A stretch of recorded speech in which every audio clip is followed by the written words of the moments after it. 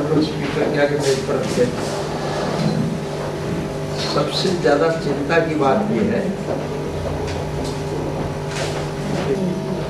कि पूंजीपति व्यवस्था में यकीन रखते हैं, ऐसी नीति बनाते हैं जिसकी वजह से योजनाबद्ध तरीके से देश का पैसा चंद लोगों की तिजोरियों में जा रहा है।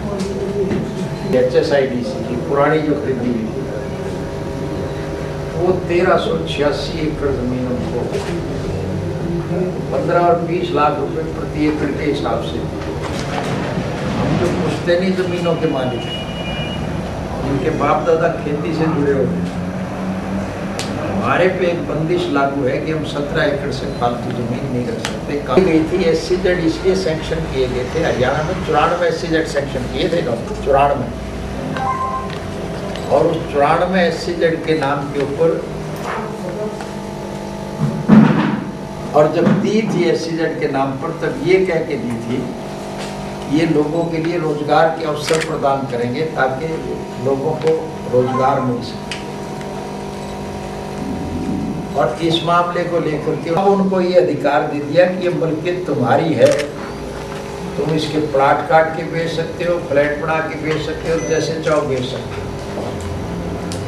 और आप इसको कंफर्म कर लेना, रिलायंस कंपनी ने उस जिस किसान की जमीन इन्होंने 20 लाख रुपए या 22 लाख रुपए प्रति एकड़ के हिसाब से दी है, और वो जमीन अब हमारे नोटिस में है कि 1 करोड़ तिजोरी में इसलिए पैसा जाने की ये योजना बनाते हैं, फिर उनके पैसे से ये चुनाव जीतते हैं और इनकी कुर्सी को खतरा हो जाए, राजनीति करी।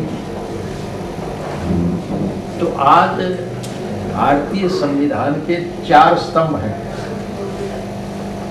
एक विधायिका है जो ने फिर इनको ये कहा कि ये निर्णय आपने गलत लिया, ऐसे गलत निर्णय नहीं लेने चाहिए,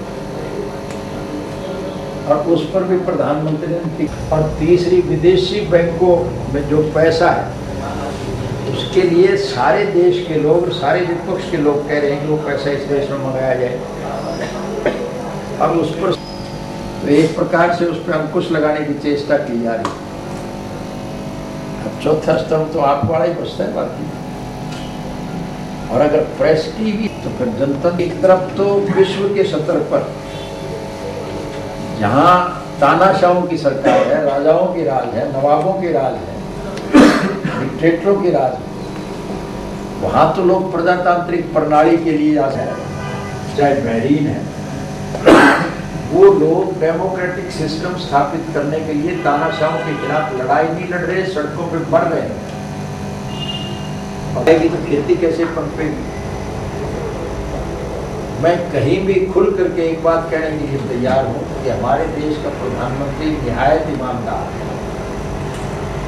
लेकिन उसकी ईमानदारी काम क्या आई देश के लिए? कितनी होपलेस प्रेस कॉन्फ्रेंस। देश का प्रधानमंत्री जिससे देश के लोग ये उम्मीद करते हैं ये इस व्यवस्था को ठीक करेंगे, वो मजबूरी जाहिर कर रहे हैं। यही थे।